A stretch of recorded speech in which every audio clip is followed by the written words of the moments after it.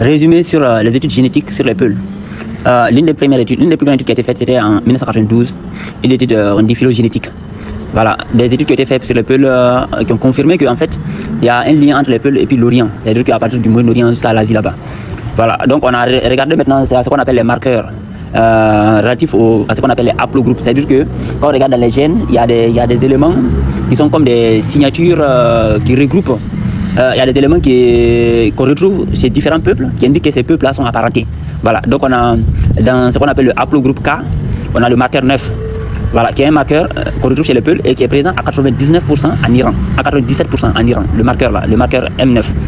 Voilà, après on a le marqueur M89 du haplogroupe F, qui est un marqueur aussi du Moyen-Orient, présent à 90% chez les populations d'Asie centrale. Asie centrale, c'est la zone entre l'Iran, Inde, jusqu'à Mongolie.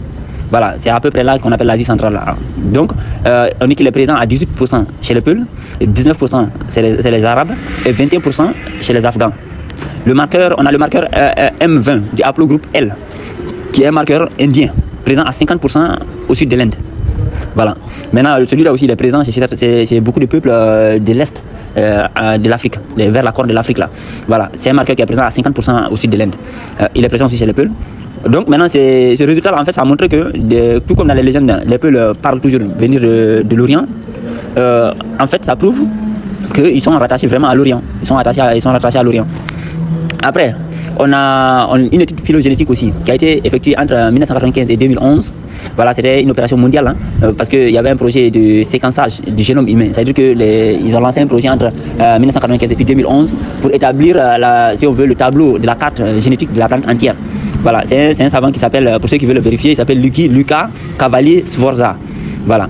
Et lui aussi, il a prouvé que en fait, les peuples sont liés non seulement à l'Inde du Sud, mais sont liés aussi à ce qu'on appelle les Indo-Iraniens, à l'Iran. Voilà, donc à ce qu'on appelle les Ariens. Et en Peul, on dit Aria. Et ça confirme ce que je disais. J'ai dit même Arien, la langue Peul. Mais voilà, ici, ça montre ça. Maintenant, on a trouvé que les prélèvements ont été pris. Parce que les Peuls, il y en a des Peuls au Soudan, en Érythrée, au Cameroun, au Tchad, en Gambie, en Guinée, Mauritanie, tout ça, là, il y en a. Maintenant, donc, ils ont été obligés de prendre quelque part. Mais c'est l'étude sur les Peuls du Burkina, Liptako, Massina, Liptako. Voilà, c'est sur ces gens-là que les prélèvements ont été faits avec les Peuls du Soudan et ceux du Cameroun, en fait. Voilà, et ceux du Cameroun, de l'Adamawa. Parce qu'il y a des Peuls aussi, vraiment, à la frontière avec le Tchad là-bas. C'est pas eux. C'est les gars qu'on dit Bororo, là. C'est essentiellement eux. Et avec ceux du Burkina. Donc là-bas aussi, on a étudié ce qu'on appelle le marqueur M49 du haplogroupe P. Voilà. Et puis, on l'a trouvé là aussi. Et puis, le marqueur M46. Voilà, qui a prouvé par exemple qu'on était adapté, on était moins sujet au paludisme par exemple que les autres noirs, que les noirs d'Afrique. Voilà.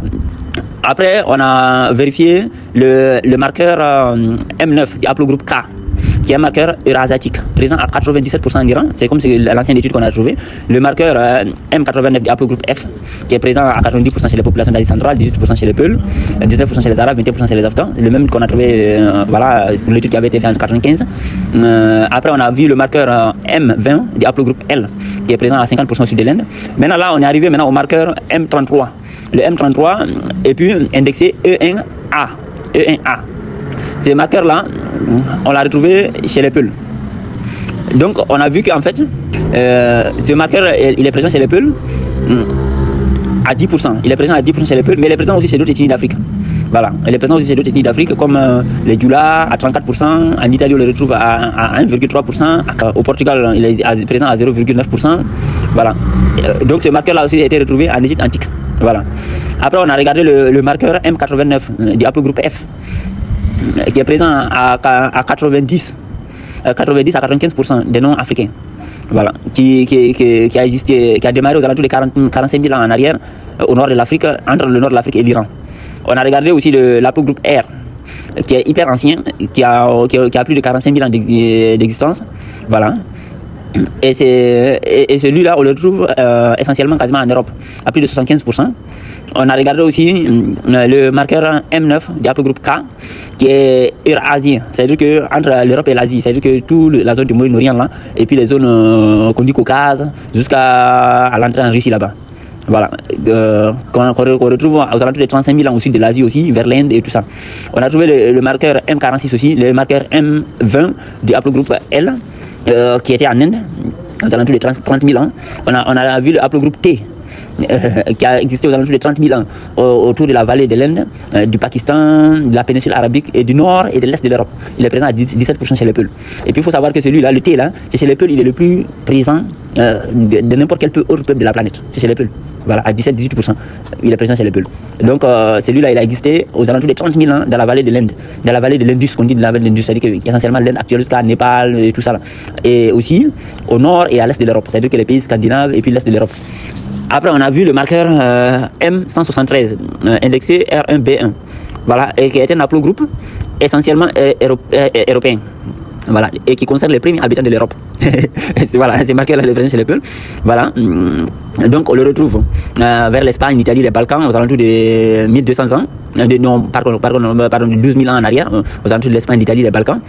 Les Peuls du Soudan, ils sont ce marqueur-là à 53,8%. R1B1, qui est un haplogroupe européide, actuellement typiquement de l'Europe de l'Ouest. L'Europe de l'Ouest, c'est là-bas qu'on le trouve. C'est-à-dire que les côtés France, Espagne, Portugal, Italie et autres, là. Europe de l'Ouest, France et autres. Là. Et puis, il est présent à plus de 80% chez les hommes irlandais, gallois, basques. Les Basques, c'est les gars qui sont entre l'Espagne et la France, au nord de l'Espagne et la France, les Basques. Donc, ils ont ce haplogroupe-là, à plus de 80%. Et ce haplogroupe-là est présent à plus de 53,8% chez les Peuls. C'est le R1B1, du marqueur M173. Maintenant, ça aussi, ça coïncide avec quand on regarde par exemple les danses des Peuls du Soudan. Voilà, ouais, non, les danses qu'on dit classiques européennes. En réalité, quand vous regardez les danses du Peuple du Soudan, c'est exactement ça. Danser avec la femme sans vraiment entrer en contact, en tournoyant, vous voyez, non, cette façon de danser là, c'est essentiellement ça. Après, on a le haplogroupe H, qui était présent entre 20 000 à 15 000 ans, qui a démarré entre 20 000 et 15 000 ans. Voilà, on le retrouve aussi dans la péninsule ibérique, c'est-à-dire que les côtés Italie, Albanie, voilà, dans ces zones-là. Et puis aussi, les Balkans. Donc, ce haplogroupe domine le paysage féminin européen. Entre 40 et 60% du pôle génétique européen actuel. Actuellement, les Européens, entre 40 et 60%, les femmes, elles ont ces marqueurs-là. Après, on a le haplogroupe U. Voilà, qui a démarré aux alentours de 45 000 ans environ, qu'on retrouve en Europe, au Maghreb et en Inde. On a le haplogroupe U5, le marqueur U5, qui a démarré aux alentours de 15 000 ans dans les pays scandinaves comme la Finlande et chez les Berbères. Parce qu'il faut savoir que les Berbères, là, en fait, c'est pour ça qu'on les appelle Berbères. De la même manière, on appelait les Scandinaves aussi Berbères. Les Scandinaves, c'est-à-dire que les anciennes populations de la Norvège, la Finlande, l'Irlande et tout ça là, on les appelait aussi Berbères. Et on voit qu'en fait, c'est le même haplogroupe à la base. Voilà. Donc, c'est ce marqueur-là qui a le premier habité, si on veut, coloniser, si on veut, le nord de l'Europe. Voilà. On a après le marqueur U6. Qui est descendu du U, qu'on retrouve aussi chez les Peuls, dans les pays scandinaves et tout ça, jusqu'à dans les côtes de la Méditerranée. Donc, on a le haplogroupe T. Le haplogroupe T, il est très rare en Europe, moins de 1% de la population. Voilà, et il vient de la zone de la mer Rouge, aux alentours de 30 000 ans en arrière. Et puis, c'est l'un des plus anciens haplogroupes de l'Eurasie. Eurasie, c'est-à-dire que la zone à partir de la Turquie, comme j'ai dit, la Ukraine, Caucase, jusqu'à vers le côté Russie. Voilà, les Kazakhstan, Ouzbékistan et autres. Là. Maintenant, ce haplogroupe-là, il est présent dans les lignées paternelles dans la péninsule arabique. On le retrouve aussi en Inde, en Russie, en Tanzanie, au Cameroun. Et c'est les Peuls du Cameroun qui ont la plus grosse quantité de ces haplogroupe-là. Voilà, le plus gros pourcentage, en fait, 18% de la population. Donc on voit bien que, en fait, si vous regardez par exemple même les danses des peuples du nord du Burkina, là, et puis vous regardez les danses des peuples de la Russie, voilà, vous voyez, ça se retrouve. Et aussi c'est intéressant, quand j'ai dit que en fait on est rattaché à l'ancien Tartarie là, ça coïncide bien parce que quand vous regardez les anciennes cartes, la grande Tartarie en fait c'était la Russie jusqu'à vers le côté Iran, là, ça qu'on appelle la grande Tartarie.